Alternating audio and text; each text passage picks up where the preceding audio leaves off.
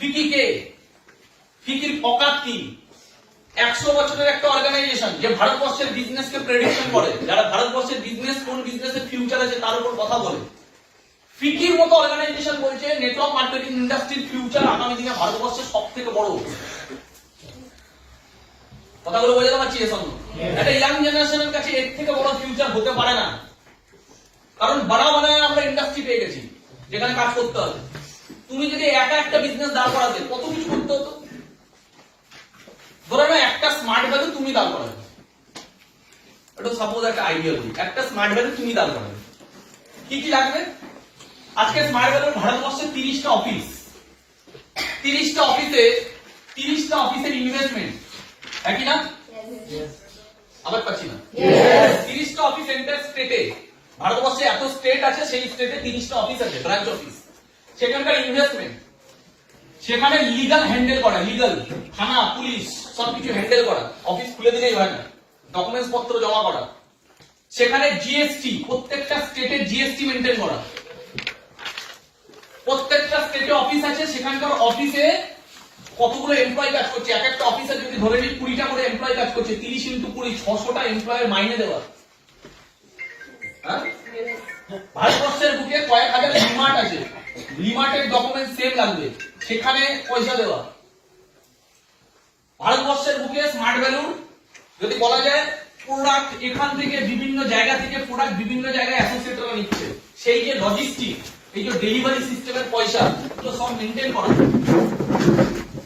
কোন প্রোডাক্ট মার্কেটে চলবে, কোন প্রোডাক্ট চলবে না, তার জন্য সায়েন্টিস্টরা রিসার্চ এন্ড ডেভেলপমেন্ট। তুমি ভেবো না যে তুমি যে ননিটা খাচ্ছ, ওই ননিটায় কোন কোন ইনগ্রেডিয়েন্টস থাকবে, এর পিছনে সায়েন্টিস্ট নেই, পিছনে সায়েন্টিস্ট আছে যারা ওটাকে বানায়, যারা ওটার উপর পরীক্ষা হবে, সার্টিফাইড হবে, তারপরে তো ওটা মার্কেটে বিক্রি হবে, নাহলে হবে না। বুঝতে পারছি হ্যাঁ কি না? মানে যে কোনো প্রোডাক্ট এমনি না, এটা জল না। একটা অশ্বগন্ধা খাচ্ছি, অশ্বগন্ধায় কি কি আছে? এই যে আমরা কাউকে একটা অশ্বগন্ধা বেচে দিলাম, তুমি বেচে দিলে সঙ্গে সঙ্গে তুমি 20% প্রফিট পেয়ে গেলে ওখান থেকে। মানে তুমি যদি 200 টাকার একটা প্রোডাক্ট বেচছো, 200 টাকার মধ্যে ওখান থেকে 50 টাকা কামাই নিলে তুমি জানোই না আমি কি দিলাম।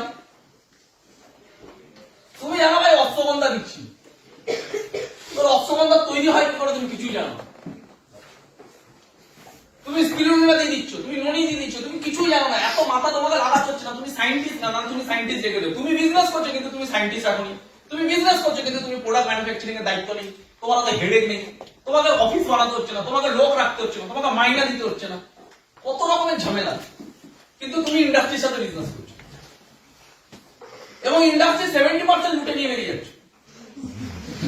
তুমি নেটওয়ার্ক বানাচ্ছ, তুমি জিরোতে আছো আজকে দাঁড়িয়ে, তুমি আজকে জিরোতে দাঁড়িয়ে আছো, 5 বছরের মধ্যে তুমি একটা 10,000-এর নেটওয়ার্ক বানিয়েছো। এই 10,000 মানুষের থেকে কোম্পানিতে যা টার্নওভার যাচ্ছে তার 70% কোম্পানি তোমার আর তোমার এন্টায়ার টিমের মধ্যে ডিস্ট্রিবিউট করছে, আর 30% কোম্পানির কাছে থাকছে। সেই 30% এর মধ্যে ম্যানুফ্যাকচারিং এর দায়িত্ব কোম্পানি, ট্যাক্সের দায়িত্ব কোম্পানি, এমপ্লয়ীদের মাইনে দেওয়ার দায়িত্ব কোম্পানি, ইলেকট্রিকের দায়িত্ব কোম্পানি, লিগালের দায়িত্ব কোম্পানি। তোমার দায়িত্ব কি? কিছু না, তোমার দায়িত্ব প্ল্যান শো করা। এবার তোমার নিচে আবার লিডার যখন তৈরি হয়েছে তখন প্ল্যান শো তুমি করো না, তোমার দায়িত্ব ফলো আপ করা। তোমার টিমে যখন ফলো আপ তৈরি হয়েছে তুমি ফলো আপও করো না। তোমার টিমে যখন আরো লিডারশিপ তৈরি হয়ে যাচ্ছে, টিম বড় হচ্ছে, তুমি ইনভাইটিংও করো না। একটা সময় তুমি ফ্রিডমে চলে যাচ্ছ, মানে জীবনে না কোনোদিন বড় দায়িত্ব নিয়েছো ইন্ডাস্ট্রি দাঁড় করানোর, না দায়িত্ব পরে নিচ্ছ ইন্ডাস্ট্রি দাঁড়, মানে ইন্ডাস্ট্রি দাঁড়িয়ে আছে, সব দায়িত্ব ইন্ডাস্ট্রি, তুমি কম্পাউন্ডিং এ গেম বার করে ফেলছো। Yes or no? Yes. তুমি জানোই না আমার যে 10,000-এর টিম কাজ করছে তার মধ্যে এই সপ্তাহে কার চেক ইস্যু হয়েছে, কিন্তু চেক তার বাড়িতে কখন পৌঁছাবে তার দায়িত্ব নিয়ে অন্য কেউ বসে আছে। তোমার টিম চেক পেয়ে যাচ্ছে, তুমি ফাটাফাট, তুমি আবার অত মাথা লাগাচ্ছ না। তোমাকে 10,000 জনের মধ্যে 1,000 জন 2,000 জনকে ফোন করে জিজ্ঞাসা করতে হচ্ছে না, ভাই আজকে কি জয়েনিং করেছে, ভাই আজকে কি জয়েনিং করেছে, ভাই আজকে কি জয়েনিং করেছে, কে কোথায় ইনভাইটিং করেছে, কিচ্ছু খোঁজে দিতে হচ্ছে না। কারণ তোমাকে একটা ওয়েবসাইট দিতে হবে, স্মার্ট অফিস। শুনেছি নামটা? স্মার্ট অফিস, যেখানে তুমি তোমার আইডিটা লিখবে, পাসওয়ার্ডটা লিখবে, সার্চ করে তোমার একটা নিজস্ব ওয়েব অফিস তৈরি হয়ে যায়, ওয়েব অফিস খুলে যায়, যেখানে তুমি দেখে নিচ্ছ আমার রাইট সাইডে কত মাইলস পড়েছে, লেফট সাইডে কত মাইলস পড়েছে, টোটাল এই সপ্তাহে আমার কত চেক ইস্যু হয়েছে। বাহ, তুমি সুন্দরভাবে দেখে নিচ্ছ আমার লাস্ট ইয়ারে কটা অ্যাচিভার বেরিয়েছে। দেখে নিতে একটু সুপার স্মার্ট কটা বেরিয়েছে, রাইট সাইডে এতগুলো সুপার স্মার্ট, লেফট সাইডে এতগুলো সুপার স্মার্ট, এই সাইডে এতগুলো ক্রাউন, এই সাইডে এতগুলো ডায়মন্ড, এই সাইডে এতগুলো রুবি, এই সাইডে এতগুলো প্ল্যাটিনাম, সব সাজানো, হেডে কি নেই। তাহলে না অফিস দাঁড় করাতে হচ্ছে, না এমপ্লয়ি মাইনে দিতে হচ্ছে। ভারতবর্ষে 1,500টা সেন্টার, 1,500টা লোকের বাড়ির পাশে একটা জায়গা নিয়ে ক্যাফে বানায় না, সাইবার ক্যাফে, 4টে কম্পিউটার রেখে দিচ্ছে সাইবার ক্যাফে। লোকের সাইবার ক্যাফে বানাতে 20 লাখ টাকা চলে যায়, সাইবার ক্যাফের বিজনেস চলে না। জেরক্সের দোকান খুলতে লোকের পিছন ফেটে যায়। বলো ঠিক বললাম না ভুল বললাম? জেরক্সের দোকান খুলতে গেলে ইনভেস্টমেন্ট আছে। স্মার্ট ভ্যালিতে 1,500টা সেন্টার আছে, সেন্টারে কি টিচার লাগে না? সেন্টারে কি কম্পিউটার লাগে না? একটা সেন্টারে যদি 10টা করে কম্পিউটার থাকে মানে 15,000টা কম্পিউটার, কত টাকার ইনভেস্টমেন্ট? একটা সেন্টারে যদি 10টা করে টিচার থাকে, কতগুলো টিচার? একটা সেন্টারে ইলেকট্রিক বিল সারাদিনে কত টাকা? একটা সেন্টার যেখানে যেখানে খুলবে সেই জায়গার অফিসের ভাড়া কত টাকা? একটা সেন্টারের অথরাইজেশন সব রকমের ডকুমেন্ট সাবমিট করে মানে লিগ্যাল সিস্টেম মেইনটেইন করা কত টাকা? কোন অ্যাসোসিয়েট কোন এই এখানে আমরা যতজন বসে আছি সবারই কোনো না কোনো টিম তৈরি হচ্ছে, ধীরে ধীরে তারা সেন্টারে ভর্তি হচ্ছে, ক্লাস পাচ্ছে। কে কবে কোন সময় সার্টিফিকেট পাবে তার দায়িত্ব আমাদের হাতে আছে? সব অটোমেটিক সিস্টেম, পুরো সাজানো বিজনেস। আমার রিপোর্ট কোথায়? না আমার বাবা প্রচুর রিপোর্ট, বুঝতে তো পারছোই।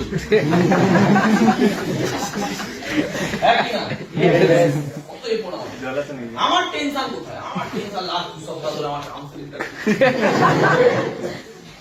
তারা ববিদাওয়ালা তো টেনশনে ছিল না, এটা তো টেনশন। ববিদাওয়ালা হাতে কাজ নেই তাই টেনশন, এর হাতে কাজ আছে শুধু করার ইচ্ছা নেই তাই টেনশন। বিরাট কোহলির মতো পারফরমেন্স ডাউন খায়, এত জীবন দিয়ে দেওয়ার পরে প্র্যাকটিস এত করে, এত প্র্যাকটিস এত প্র্যাকটিস এত প্র্যাকটিস। ওর কাছে হয়তো 10 কোটি টাকার বাংলো আছে, ও ঘরে থাকতে পারে না। ওর বাড়িতে লাক্সারি টিভি আছে, দেখতে পারে না। ওর বাড়িতে সুন্দর বাইক আছে, হিরোইন, সঙ্গে থাকতে পারে না। ওর বাচ্চা জন্মাচ্ছে, দেখতে যেতে পারে না। এটা ফ্যাক্ট বলছে। মহেন্দ্র সিং এর ধোনি যখন বাচ্চা জন্মেছিল তখন মহেন্দ্র সিং ধোনি ওখানে প্রেজেন্ট ছিল না, ক্রিকেট খেলতে গেছিল। যখন রিপোর্টার ওনাকে বলছে যে আপনার নিউ বেবি জন্মেছে, আপনি দেখে আসুন, মহেন্দ্র সিং ধোনি বলছে আগে আমার কর্তব্য প্রথম, তারপর বাকি সব দুনিয়া আমার জন্য অলওয়েজ রাখা আছে, কিন্তু আগে কর্তব্য আগে, আগে আমার দেশ, তারপর বাকি সবকিছু। ডেডিকেশন। বিরাট কোহলি বাবা মারা গেছে, দেখতে যেতে পারেনি, কারণ ক্রিকেট খেলছে তখন। আর এখানে লোক পালিয়ে যায় কেন? আমি খাসির মাংস খেতে পারি। এবার কেউ যদি বলে স্মার্ট ভ্যালু তো অনেকের হয় না, কে অনেকে? এরা অনেকে না, এরা স্মার্ট ভ্যালু হওয়ার যোগ্যই ছিল না, তাই হয়নি। তো স্মার্ট ভ্যালু যারা হওয়ার যোগ্য সবার হয়েছে। তো কাকে ধরবো আমি? হয়নি। ও চান্স পেয়ে গেলেই হবে নাকি? জিমে ভর্তি হলেই বডি হয় নাকি? করলে বডি হয়, করবেই না যারা যারা যাচ্ছে হাওয়া খেতে। আমি কি করে বলবো যে জিমে গেলে আর্ধেক লোকের বডি হয় না? আরে ভাই ওরা করেনি তো বডি হবে, ওরা তো ধরার বাইরে, ওরা লিস্টেই না। আমাদের ব্যাক অফ দা মাইন্ড থেকে আগে এটা বার করতে হবে যে স্মার্ট ভ্যালু পড়েও হয় না, এটা ঢুকিয়ে নেওয়া ভালো মতো, যারা করে তাদের সবার হয়। আমি এটাই প্রুভ করতে চাইলাম। সবার হয়, স্মার্ট ভ্যালু তো ফেলিওর নেই। তুমি কটা এক্সাম্পল দেখেছো 10 বছর দিয়েছে ফেলিওর? তুমি এরকম এক্সাম্পল পাবে 1 বছর দিয়ে ছেড়ে দিয়েছে ফেলিওর। তুমি তার থেকে বেশি এক্সাম্পল পাবে 6 মাস দিয়ে ফেলিওর, 3 মাস দিয়ে ছেড়ে দিয়েছে। তুমি মার্কেটে যদি 100টা এরকম থোড়া পেয়েছো যারা বলবে আমার দ্বারা হয়নি, আমি করে আমার হয়নি, স্মার্ট ভ্যালু থেকে হয় না, আমিও করেছিলাম। তুমি 100টার মধ্যে রেশিও খোঁজো, কজন এসে বলবে যে হ্যাঁ আমার 10 বছর হয়েছিল। তুমি সব রেশিও কত পাবে? 1 মাস। যদি ও 1 মাস বলছে, গ্যারেন্টি জানবে ঢপ মারছো, ও 1 সপ্তাহ গেছিল বলে 1 মাস বাড়িয়ে করবে, কারণ ও জানে আমি ভুল করেছি। ও যদি তোমাকে বলেছে আমি 6 মাস গেছিলাম, আমার গ্যারেন্টি 2 মাস গেছে। আর যদি বলেছে আমিও অনেকদিন গেছিলাম, তখন ও জানবো একদিনও যায়নি। আমার দাদা, আমার নিজের ফ্যামিলির দাদা, আমার পিসির ছেলে, একদিন গেছে, একদিন দিয়ে ছেড়ে দিয়েছে। আমি যেদিন ফার্স্ট টাইম ঘরে গেছি, সেদিকে ও বসে আছে, তো মাথায় মাছ পড়েছে, দাদা এখানে কি করছে? নিজে তুমি যদি হঠাৎ করে ট্রেনিং এ গিয়ে দেখো তোমার নিজের ফ্যামিলির একজন বসে আছে, কেমন লাগবে? ভালো লাগবে, আবার শখ লাগবে। আমি গিয়ে দেখি আমার দাদা বসে আছে, বাবুদা, অবাক। তারপরে সপ্তাহ থেকে আর জীবনে ওকে দেখতে পাই আর কোনোদিন ওকে দেখতে পাই। ও একদিন ট্রেনিং গেছে, একদিন কি বুঝে নেবে, একদিন ক্রিকেট খেলে কে বিরাট কোহলি হবে, একদিন গান করে কে অরিজিৎ সিং হবে। তো একদিন করে দিয়ে তুমি যদি বলো স্মার্ট ভ্যালু তো সবার হবে, এরকম কত মাল আছে, একদিন, দুদিন, 3 দিন, কেউ কেউ আছে 10টা প্ল্যান দেয়নি। স্মার্ট ভ্যালু করেছে 10টা প্ল্যান দেখায়নি। বিল গেটস 1200 জনকে প্ল্যান দেখিয়েছে। বিল গেটস নিজের বিজনেস প্রজেক্ট 1200 জনকে দেখিয়েছে, 1200 জনকে। আজকে ওই 1200 জনের মধ্যে থেকে 12 জন তার সাথে কোম্পানিতে আছে, মাল্টি মিলিয়নার। 1200 জনে 12 জন। আমি তো স্মার্ট ভ্যালুতে আজ পর্যন্ত নিচের চোখে এরকম মহামানবকে দেখলাম না যে 1200 প্ল্যান দিয়েছে। 1200 প্ল্যান দিয়েছে, তোমরা দেখলে আমাকে ছবি নিয়ে এসে দিও, দাদা একজনকে পেলাম 1200 প্ল্যান দেখিয়েছে। লোক 1200 ইনভাইটিং করে না, অর্ধেক লোক তো 1200 লিস্টই বানায়নি করে দিই। ঠিক বলছি? ফেলিওর কাকে বলবো আমরা? হ্যাঁ, স্মার্ট ভ্যালুতে ফেলিওর প্রচুর হয় কাজ না করে। তো পৃথিবী সব জায়গায় তাই, কাজ না করলে ফেলিওরের কোথায় যাবে, সাকসেসের জায়গা কোথায়? Is that clear? কথাটা বুঝতে হবে। এই জায়গাগুলো বুঝতে হবে যে আমরা কতটা পারফেক্ট ইন্ডাস্ট্রিতে আছি। একটা বিশাল বড় অপরচুনিটি আমাদের, বিগেস্ট অপরচুনিটি। সেকেন্ড, অনেক রকমের জিনিস, যেমন এটা আমি কি বললাম কোশ্চেনটা, এখানে ফেলিওর হয় নাকি? সেকেন্ড, আমাকে দেখতে হবে আমি যে ইন্ডাস্ট্রিতে আছি সেই ইন্ডাস্ট্রিটা লিগালি কতটা স্ট্রং, লিগালি কতটা স্ট্রং। আজকে ফিটি কি বলছে, এটা লিগাল প্রুফ। আজকে গভর্নমেন্ট অফ ইন্ডিয়া আজ থেকে যেমন 25 বছর আগে যখন ভৌমিক স্যার চান্স পেয়েছিল, অমিত স্যার চান্স পেয়েছিল, তার থেকে আমরা অনেক লাকি, আর আমাদের থেকে তোমরা অনেক লাকি। কারণ তোমরা যখন ক্যারিয়ার স্টার্ট করছো তখন অলরেডি নেটওয়ার্ক মার্কেটিং ইন্ডাস্ট্রি নিয়ে গাইডলাইন বেরিয়ে গেছে। আমরা যখন বিজনেস স্টার্ট করেছিলাম তখন যদি কোনো মূর্খ অজ্ঞানী এসে বলতো এসব তো ইলিগাল, আমরা না কোনো লিগাল জবাব দিতে পারতাম না, কিন্তু আমরা লজিক্যালি দিতে পারতাম। কারণ আমরা জানতাম ও যা বলছে লজিক্যালি। কেন আমার মনে হচ্ছে যে স্মার্ট ভ্যালু বা নেটওয়ার্ক মার্কেটিং ইন্ডাস্ট্রি, আমরা লজিক্যালি প্রুফ দিতে পারতাম, লিগালি দিতে পারতাম। আজকে তোমরা যখন ক্যারিয়ার স্টার্ট করছো তোমাদের কাছে লিগাল প্রুফ আছে। গভর্নমেন্ট অফ ইন্ডিয়া এর উপর গাইডলাইন বার করছে। গাইডলাইন মানে কি? গাইড করা। Network marketing industry, direct selling industry নিয়ে গাইডলাইন বার করা মানে গাইড করা। ঠিক? তার মানে আজকে ইন্ডাস্ট্রি যদি কোনো ইন্ডাস্ট্রিকে, গভর্নমেন্ট যদি কোনো ইন্ডাস্ট্রিকে ব্যান্ড করবে তাহলে ওটা ব্যান্ড করবে, গাইডলাইনে একবার করবে। যেমন মানি মার্কেটিং ব্যান্ড, ওর উপর রুল আছে, ব্যান্ড ইজ ব্যান্ড, ওর জন্য কোনো ডাইরেকশন নেই, গাইডলাইন নেই, ব্যান্ড। বুঝাতে পারলাম? Pyramid scheme banned. তো banned is banned, and guideline মানে কি? যেটাকে রুলস এন্ড রেগুলেশন মানে কি? যেখানে নিয়ম কানুন তৈরি করা হচ্ছে যাতে মানুষ সঠিক পথে এগোতে পারে, যাতে কনজিউমাররা সঠিক রাস্তাটা বুঝতে পারে, তার জন্য নিয়ম কানুন তৈরি করা, স্ক্রিপ্ট তৈরি করা হচ্ছে। এবং গভর্নমেন্ট এই বিষয়ে খুব বেশি আশ্চর্যজনক, কারণ পৃথিবীর কোন ইন্ডাস্ট্রি গাইডলাইন তৈরি করতে চায় না। নেটওয়ার্ক মার্কেটিং ইন্ডাস্ট্রি এমন একটা ইন্ডাস্ট্রি যে গভর্নমেন্টের কাছে সব থেকে বেশি অ্যাপ্লিকেশন দিয়েছে গাইডলাইন তৈরি করার। কারণ গাইডলাইন যেখানে চলে আসবে সেখানে প্রচুর নিয়ম কানুন চলে আসে। আর নেটওয়ার্ক মার্কেটিং এমন একটা ইন্ডাস্ট্রি যে গাইডলাইনের জন্য বারবার অ্যাপ্লিকেশন দিয়েছে গভর্নমেন্টের কাছে। কেন? যাতে মানুষ সচেতন হয় যে কোনটা ভালো কোনটা খারাপ, যাতে ভারতবর্ষে এর ফিউচার আগামী দিনে আরো বিরাট বড় হয়। আর গভর্নমেন্টের কাছে এখানে কোনো রাস্তা নেই, কারণ ভারতবর্ষে যে লেভেলে আনএমপ্লয়মেন্ট, কোথা দিয়ে বাঁচাবে? কোন দেশ বড় হয়? যে দেশ ইকোনমিক্যালি স্ট্রং। ঠিক না ভুল? ইকোনমিক্যালি স্ট্রং হবে কি করে দেশ? আজকে নরেন্দ্র মোদী বলছে কি? নরেন্দ্র মোদী কি আওয়াজ দিচ্ছে? আত্মনির্ভর, সেলফ ইন্ডিপেন্ডেন্স। আত্মনির্ভর, নিজের দমে কিছু করো, চাকরির আশা করো না। इवन नरेंद्र मोदी स्पीच दीजिए डायरेक्टली कि आप कुछ ऐसा कीजिए कि आपको नौकरी मांगना मत पड़े, आप कुछ ऐसा कीजिए कि आप 10 लोगों को इनकम दे सको।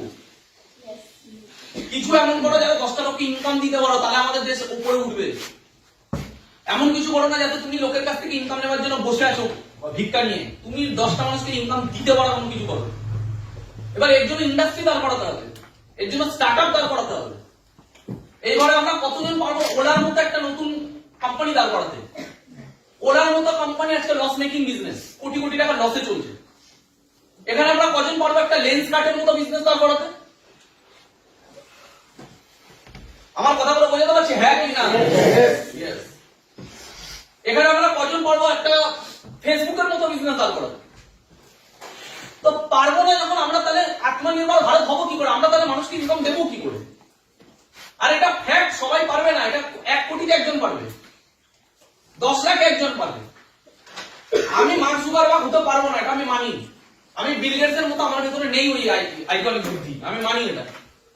বিল গেটস 8 বছর বয়স থেকে আলাদা লেভেলের ছিল, স্টিভ জবস এরা ছোটবেলা থেকে আলাদা লেভেলের ছিল। আমি ওই নিয়ে জন্মাইনি।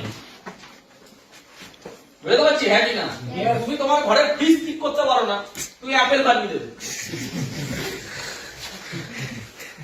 বুঝতে পারছি কথাটা কি? হ্যাঁ কি না? আগে মানতে হবে কি, গভর্নমেন্ট এটা মেনে নিয়েছে যে আমরা জব ডেলিভারি দিতে পারবো না। জব কোথায় পাবো? ভারতবর্ষের গভর্নমেন্ট কিভাবে ইন্ডাস্ট্রি দাঁড় করাবে? প্রাইভেট ইন্ডাস্ট্রি দাঁড়াচ্ছে কোথায় ভারতবর্ষে? কোথায় কি করে দাঁড়াবে ভারতবর্ষে? ভারতবর্ষের মানুষের মাইন্ডসেট কি? এই যারা পড়াশোনা করছে আমরা তাদেরকে বলি এরা দেশের ভবিষ্যৎ। দেশের ভবিষ্যতের মাইন্ডসেট কি? জব করবে। তো বিজনেসের মাইন্ডসেট যখন নেই, তাহলে বিজনেস দাঁড় করাবে কি? আজকে আমাদের দেশ আরো একটু ডেভেলপ হয়েছে স্টার্টআপ নিয়ে। আজকে গভর্নমেন্ট বা চারি জায়গায় আমরা শুনতে পাই স্টার্টআপ। এতে কি হচ্ছে, আরো দেখা গেল 1 লাখ ছেলে মেয়ে কিছু নতুন কিছু করার চেষ্টা করছে, যাদের কাছে আইকনিক কিছু আছে, ব্রেন। বুঝতে পারছি? হ্যাঁ কিনা? এই আমরা যে দেখি শার্ক ট্যাঙ্ক ইন্ডিয়া, দেখো এখানে কত রকমের মানুষ আসছে। তুমি একবার নিজেকে দেখো তো, এর মধ্যে আমি কোনটা হতে পারতাম? আমি তো একটাও মনে করি যে আমি হতে পারতাম। আমি কিছু যেমন হতে পারতাম না। এত মানুষ ট্যালেন্টেড, তারা কিছু করতে পারছে না। আর ওখানে শার্ক ট্যাঙ্কে যে যারা জাজেস আছে, তারা বলছে আপনার কোম্পানির টার্নওভার কত, বছর ধরে করছেন, কত পার্সেন্টেজ, কত গ্রস মার্জিন, আপনার প্রফিট কত, নিট প্রফিট কত। তারপরে কি তারা তাকে পয়সা দিচ্ছে না। কেন দিচ্ছে না? তারা জানে এটা ডুবে যেতে পারে আমার পয়সা, মানে এই বিজনেস করতে পারে নাও পারে। তাহলে এরা করে দেখিয়েছে 5 বছর 10 বছর দেওয়ার পরে 3 কোটি টাকা একটা সেল হয় বছরে, তারপরে দাঁড়িয়ে তার পিছনে পয়সা লাগাচ্ছে না। কে লাগাবে? গভর্নমেন্ট লাগাবে? গভর্নমেন্ট আত্মনির্ভর ভারত বলবে, কিন্তু যারা স্টার্টআপ করছে তাদের পিছনে কি 1 কোটি করে লাগাবে?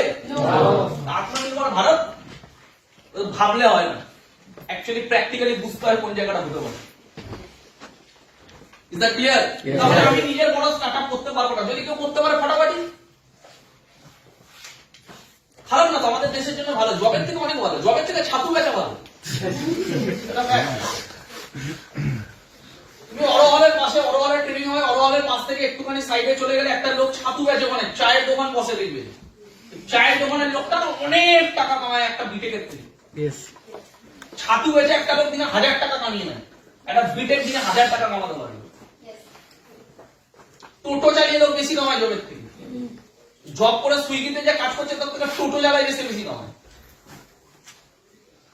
বুঝতে পারছি কথাগুলো?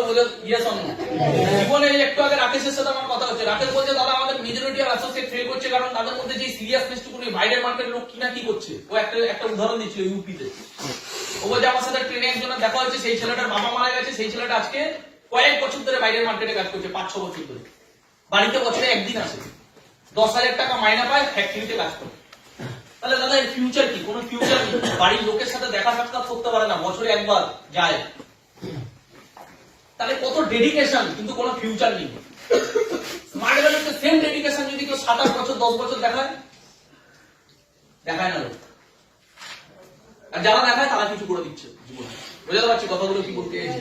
তাহলে আমাকে বুঝতে হবে লিগালি আমরা কতটা স্ট্রং। গভর্নমেন্ট ইন্ডিয়ার উপর গাইডলাইন বার করেছে, কোনো মাইকালাল কেউ বলতে পারবে না নেটওয়ার্ক মার্কেটিং ইন্ডাস্ট্রি ইলিগাল। এটা বলতে পারতো, আজকে বলতে পারবে না। আর তাকে কন্ডিশন মেরে বলতে হবে। তার যদি পার্সোনাল অপিনিয়ন নেগেটিভ হয়, সে বলতে পারবে না যে network marketing company totally illegal, এটা বলতেই পারবে না। ওকে কন্ডিশন মার্কা এটা বলতেই হবে যে সব না। কারণ ও জানে, কারণ মাথা লাগবে জীবনে, এটা চিনতে শিখবে ফ্যাক্ট কোনটা, অপিনিয়ন কোনটা। অপিনিয়ন আলাদা জিনিস, ফ্যাক্ট আলাদা জিনিস। আমাকে বুঝতে হবে আমি অপিনিয়নে চলি না ফ্যাক্টে চলি। এই যে গাইডলাইন কিসের প্রমাণ? ফ্যাক্টের। ফিকি কি বলছে? ফ্যাক্ট, এটা ফ্যাক্ট। বুঝতে পারছি কথাটা কি বলতে চাইছি না? বুঝতে পারছি না। বুঝতে পারছি তো? তারপরে আমাকে ফ্যাক্ট বুঝতে হবে, ওপিনিয়ন না। কে কি মন্তব্য করবে ওটা ইম্পর্টেন্ট না, ওটা মন্তব্য, ওটা তার ভাবনা। আমরা যখন আজ থেকে 2012 সাল যখন এক একটা network money marketing company Saradha ভারদা এইসব নাম জানি না আমরা, জানি তো, তখন আমরা স্মার্ট ভ্যালু শুরু করেছি, 2 বছর 3 বছর কাজ করছি। তখন প্রতিদিন ঝামেলা, প্রতিদিন মার্কেটে ঝামেলা, মানি মার্কেটিং কোম্পানি সব কোম্পানিগুলো এক এক করে বন্ধ হচ্ছে। প্রতিদিন টিভিতে একই নিউজ, একই নিউজ, একই নিউজ, একই নিউজ। এটা বন্ধ হয়েছে, এখানে মানুষ কাটছে, ওর 2 লাখ চলে গেছে, ওর 10 লাখ টাকা ঢুকে গেছে, এই কোম্পানি বন্ধ, ওই কোম্পানি চোট করেছে, কোটি টাকার চোট, এ ধরা পড়েছে, ওকে পুলিশ নিয়ে যাচ্ছে, চারিদিকে শুধু এই। তাহলে 2012 সালে যখন এগুলো হচ্ছিল, এই কথাগুলো শুনে, এগুলো দেখে তোমার কি মনে হয়? প্রচুর অ্যাসোসিয়েট, আমাদের মা বাবারা তখন টিভি দেখতে বসে বসে সারাদিন এইসব চলছে। তা আমাদের মা বাবাদের ভেতরে কেমন ফ্রাস্ট্রেশন আছে? একে ছেলে মেয়ে স্মার্ট ভ্যালু করে নিয়ে অসন্তুষ্ট, তার মধ্যে যদি টিভিতে এইসব দেখে, উনি ভাবছে কি এদেরও কোনোদিন কোম্পানি এই হয়ে যাবে। তাহলে বুঝতে পারছি হ্যাঁ কি না? আমরা বেঁচে বেরোতাম কি করে? আমরা লোকের ওপিনিয়নে যাইনি, আমরা ফ্যাক্ট বুঝেছি। ফ্যাক্ট বুঝেছি। তোমার কি মনে হয় আমার ওই সময় আমার টিম ছেড়ে চলে যায়নি? ছেড়ে চলে গেছে। তারা কি ভাবছে? আর মনে হয় চলবে না, মানুষ এইবার আর বিশ্বাস করবে না, মানুষ এইবার আর বুঝবে না যে এগুলো ওইগুলো আলাদা, আর মনে হয় স্মার্ট ভ্যালু হবে না, বেকার করে নেই। কিছু কিছু জন আছে ছেড়ে যায়নি, তারা 1 বছর পর ছেড়ে গেছে। কেউ তখনই ভয় পেয়ে ছেড়ে চলে গেছে, নেগেটিভ প্রেডিকশন করে বেরিয়ে গেছে। কেউ 1 বছর করার পরে ভাবছে না হবে না। কেন হবে না? ওই জন্য হবে না। তার মানে সে 1 বছর পরে ওটাকে কারণ মানাচ্ছে, কারণ তার মাথায় ঢুকে বসে আছে। তাহলে সে 1 বছর ছিল ঠিক, কিন্তু মাথায় নেগেটিভিটি নিয়েই বসে আছে। বুঝতে পারছি নাকি না? আমরা এগিয়ে গেছি, কারণ আমরা বুঝেছি what is wrong, what is right. সত্যি সত্যি হয়, সত্যিকে যতই মানুষ ভুল ভাবুক না কেন, সত্যি একদিন স্ট্যাবলিশ হবেই। আজকে 2012 সাল চলে গেছে, আজকে 2023 সাল। কোশ্চেন হলো, তখন মানি মার্কেটিং কোম্পানিগুলো সব বন্ধ, এখনো ব্যান্ড। নেটওয়ার্ক মার্কেটিং কোম্পানি কি তারপরে স্টার্ট হয়েছে না তার তখনও ছিল, তার আগেও ছিল? তখনও ছিল। তাহলে তখন মানি মার্কেটিং গুলো বন্ধ হয়ে গেছে, তাহলে নেটওয়ার্ক মার্কেটিং গুলো কেন বন্ধ হয়নি? বোঝো, লজিক বোঝো। তখন মানি মার্কেটিং গুলো সব বন্ধ হয়েছে, ব্যান্ড হয়ে গেছে, তাহলে নেটওয়ার্ক মার্কেটিং কোম্পানি তখনও ছিল, ওরা কেন বন্ধ হয়নি? কারণ গভর্নমেন্ট অফ ইন্ডিয়াও জানে যে মানি মার্কেটিং আলাদা জিনিস, এটা আলাদা এন্টিটি। ধরে নি তখন মানি মার্কেটিং কোম্পানিতে, বিভিন্ন কোম্পানিতে কোটি কোটি টাকার স্ক্যাম হয়েছে, আর গভর্নমেন্ট এইসব বিষয় জানতো না, ধরেই নি। এটা হতে পারে না, মানে ধরেই নি, জানতো না। তাই 12 বছর 10 বছর লেগেছে এগুলোকে ব্যান করতে। কিন্তু আজকে গভর্নমেন্টের কাছে এক্সপিরিয়েন্স আছে কি কি হয় স্ক্যাম। তাহলে আজকে মানি মার্কেটিং কোম্পানিগুলোকে 10 বছর 12 বছর লাগছে এখনো ব্যান করতে? এক তো তখন কেন করেনি, আর 2 নম্বর এখনো কেন করেনি? উল্টে এখন গাইডলাইন কেন বার করেছে? ব্যান্ড অ্যাক্ট না বার করে গাইডলাইন অ্যাক্ট বার করেছে। লজিক বলবো, কথাগুলো বোঝাতে পারছি? কারণ বাপের ক্ষমতা নিয়েও ব্যান্ড করা। কেন বাপের ক্ষমতা নেই? গভর্নমেন্টেরও বাপের ক্ষমতা নেই ব্যান্ড করা। কেন? কারণ গভর্নমেন্টও কোটি কোটি মানুষের, লাখ লাখ মানুষের এমপ্লয়মেন্টের সুযোগ কিনতে পারে না। আজকে ভারতবর্ষে লাখ লাখ মানুষ সেলফ এমপ্লয়মেন্ট। আজকে এই ঘরে বসে থাকা 100টা ছেলে সেলফ এমপ্লয়। কারোর কাছে ইনকামের জন্য হাত পাতে না, নিজের ইনকামের জায়গা নিজে বানানোর চেষ্টা করছে।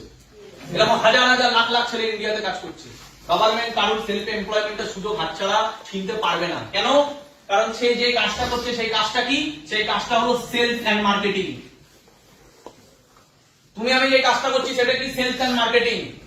আমরা সেলস করি, আমরা বিজনেস করি। বিজনেস করা পৃথিবীতে কেউ বলতে পারবেন ইলিগাল। আর বিজনেস হয় প্রোডাক্ট নিয়ে, তাহলে প্রোডাক্ট সেলস এন্ড মার্কেটিং, তার মানে এটা পাপ না। সেলস এন্ড মার্কেটিং করা সবথেকে পিওরেস্ট ফর্ম কাজ। বুঝতে পারছি? Yes or no? আর সেলস এন্ড মার্কেটিং যখন আমি নেটওয়ার্ক বানিয়ে সেলস করি, আমি একা করি না, আমি নেটওয়ার্কের মাধ্যমে সেলস করি, আমি নেটওয়ার্কের মাধ্যমে প্রোডাক্ট নিয়ে কাজ করি, আমি নেটওয়ার্কের মাধ্যমে বড় বিজনেস করি। পৃথিবীতে না বিজনেস করা ভুল, না সেলস এন্ড মার্কেটিং করা ভুল, আর না নেটওয়ার্ক বানিয়ে সেলস এন্ড মার্কেটিং করা ভুল। ঠিক না ভুল? তুমি একা কাজ করবে, বড় দূর এগোতে পারবে না। কিন্তু তুমি বিজনেস করছো, সেলস করছো নেটওয়ার্ক বানিয়ে, পৃথিবীর কোন শক্তি বলতে পারবে না এটা ভুল। হ্যাঁ, যদি তুমি নেটওয়ার্ককে ইউজ করতে বিনা প্রোডাক্ট এন্ড সার্ভিসেসে, তাহলে ওটা ইলিগাল। বুঝে নাও কথাটা কি বললাম। মানি মার্কেটিং কোম্পানিগুলো কি করতো? মানি মার্কেটিং কোম্পানিগুলো এটাই করতো, ওরা মানুষের থেকে টাকাই নিত, যেটাকে বলে মানি সার্কুলেশন। তুমি টাকা দাও তাহলে বেশি টাকা পাবে, তাহলে টাকা দিল, ক বছর ধরে দেবে? 10 বছর ধরে দেবে, 10 বছর পরে টাকা পাবে। আর তুমি 10 জনকে দিয়ে টাকা লাগাও, ওই 10 জনও যদি আমাদের কাছে টাকা দেয় কোম্পানিতে, তাহলে ওরাও ডবল পাবে আর তোমাকে তার ভিত্তিতে কমিশন দেবে। তার মানে তুমি করছো টাকা ইনভেস্ট, আর তুমি বানাচ্ছ নেটওয়ার্ক, তারাও কি করছে? ইনভেস্ট। এই টাকাগুলো জমা থাকছে কার কাছে? কোম্পানির কাছে। Yes or no? তার মানে কোম্পানির কাছে টাকাগুলো জমা থাকছে। তুমি কি করছো? তুমি টাকা ইনভেস্ট করছো যাতে তুমি ডবল পাবে, ট্রিপল পাবে, 5 গুণ পাবে। আর তুমি নেটওয়ার্ক বানাচ্ছ কেন? তুমি কমিশন পাচ্ছ তার ভিত্তিতে, টাকা পাচ্ছ। আর এরাও টাকা ইনভেস্ট করছে, এরাও ডবল পাবে, ট্রিপল পাবে। এই যে এখানে শুধু কোনো প্রোডাক্ট আছে? এখানে শুধু টাকার খেলা চলছে। টাকা লাগাও, টাকা পাও। That's called money circulation. Money ঘুরছে, এখানে টাকা ঘুরছে শুধু। মানুষ যে টাকা ইনভেস্ট করছে তার বিনিময়ে কি পাচ্ছে? পাচ্ছে না, পাবে। টাকাগুলো কোথায় জমা হচ্ছে? কোম্পানিতে। Fund, fund. আর এত টাকা নিয়ে যখন চিট হয় তখন ওটা চিট ফান্ড। বুঝতে পারছি কথাটা কি বলতে চাইছি? তখন হয় চিট ফান্ড। এটার সাথে মানি মার্কেটিং এর সাথে নেটওয়ার্ক মার্কেটিং আলাদা হয়ে গেল কি করে? যখন তুমি এখানে ইনভেস্ট করছো না, স্পেন্ডিং করছো। স্পেন্ডিং কাকে বলে? খরচা। ইনভেস্ট কাকে বলে? ভবিষ্যতে যার পাওয়ার সম্ভাবনা আছে। স্পেন্ডিং কাকে বলে? খরচা।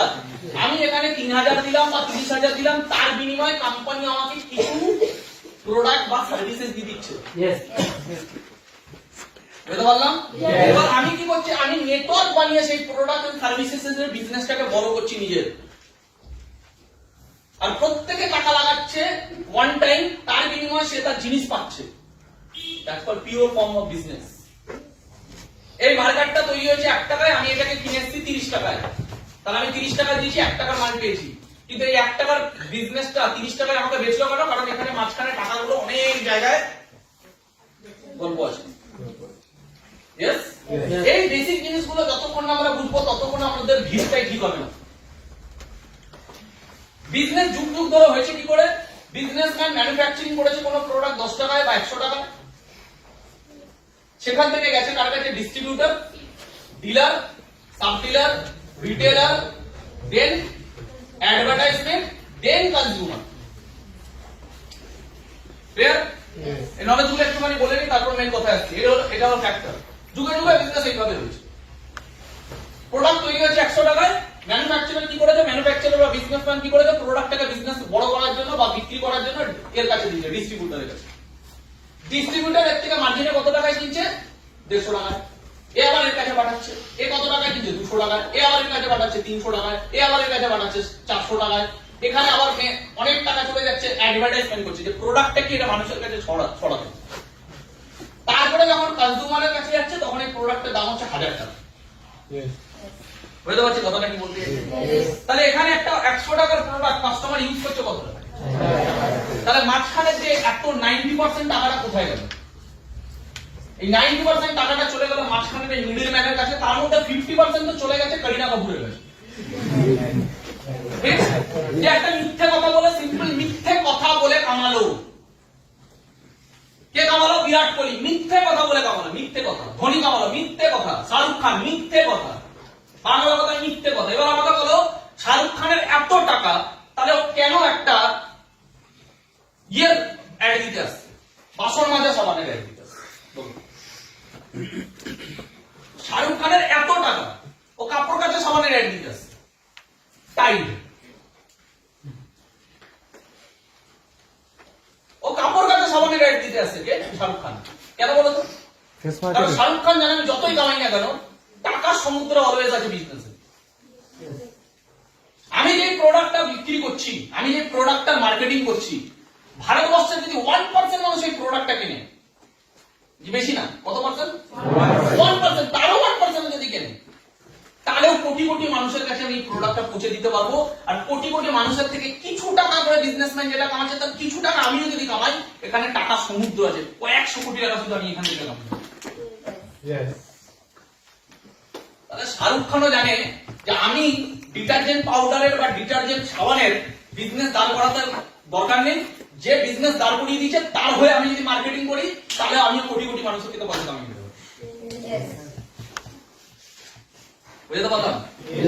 অমিতাভ বচ্চন বড় ক্লাসের অ্যাড দিচ্ছে, অমিতাভ বচ্চন চটির অ্যাড দিচ্ছে, অমিতাভ বচ্চন ধূপকাঠির অ্যাড দিচ্ছে, অমিতাভ বচ্চন বিস্কুটের অ্যাড দিচ্ছে। ওই বিস্কুট অমিতাভ বচ্চন খায় না, কিন্তু অমিতাভ বচ্চন জানে বিস্কুটের বিজনেস তৈরি করতে অনেক খরচা আছে ভাই।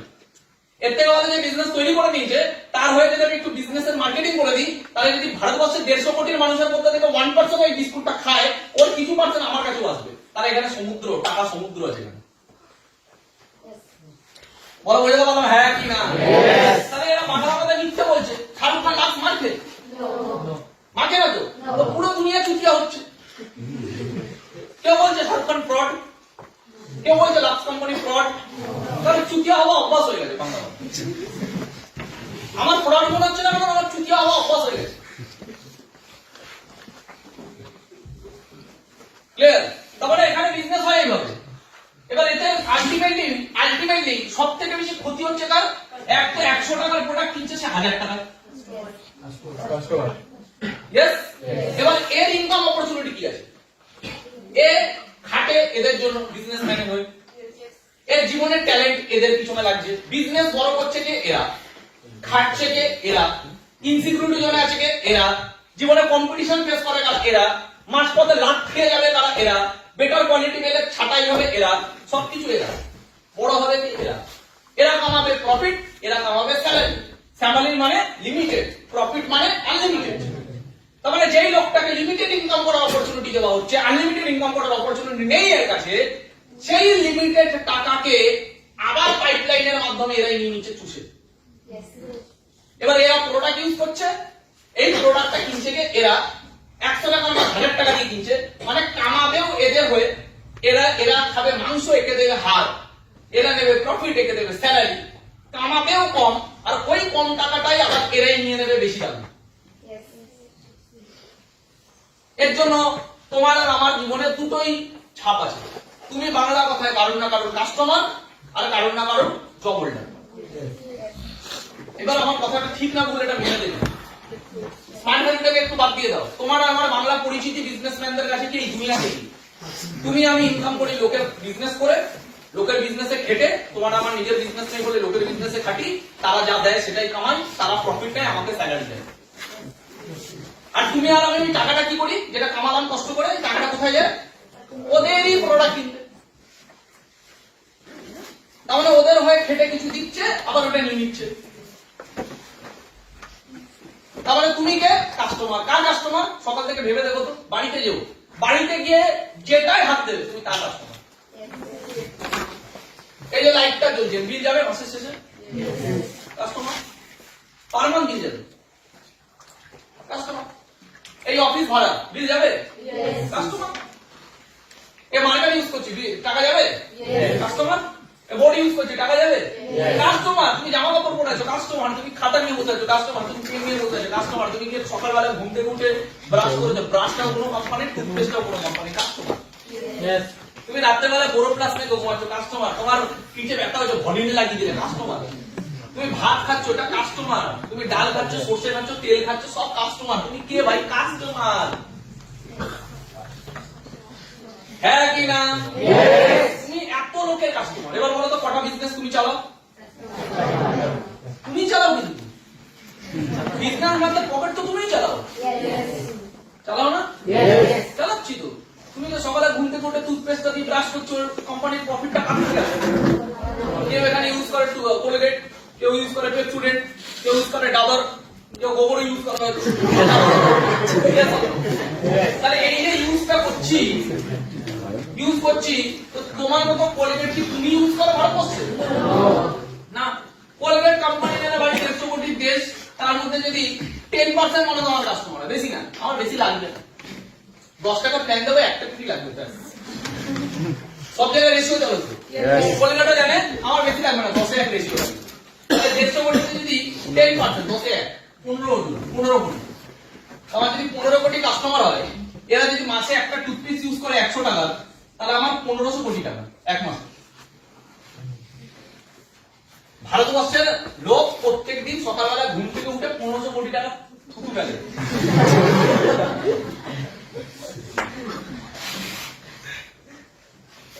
বিজনেসটা কঠিন ছিল না সোজা? সোজা ভাই। 10% মানুষ টুথপেস্ট ইউজ করে থুতু ফেলবে, তাদের কোলগেট কোম্পানি 1500 কোটি টাকা কামাবে প্রতি মাসে। বছরে কত কোটি টাকা কামাচ্ছে? 1000 কোটি টাকা। এবার তুমি আর আমি 14 পুরুষ ধরে 14 পুরুষ খাটবো, 1500 কোটি টাকার 1% কামাতে পারবো না কোনোদিন। কারণ বিজনেস কি হয় তাই জানি না। আওয়াজ পাচ্ছি না? হ্যাঁ কি না? এবার যেমন কোলগেট কোম্পানি বিজনেস করছে, পেপসোডেন্ট কোম্পানিও জানে। আজকে নতুন একটা কোম্পানি দেওয়া বেরিয়ে আসছে, ও তাই জানে। সেলফোডাইন ও জানে। বেশি 1% মানুষ 100টা একটা প্ল্যান দেখালো, 100টা একটা ডিপি উঠলো। 150 কোটি লোক তো একটা ডিপি উঠুক, 100টা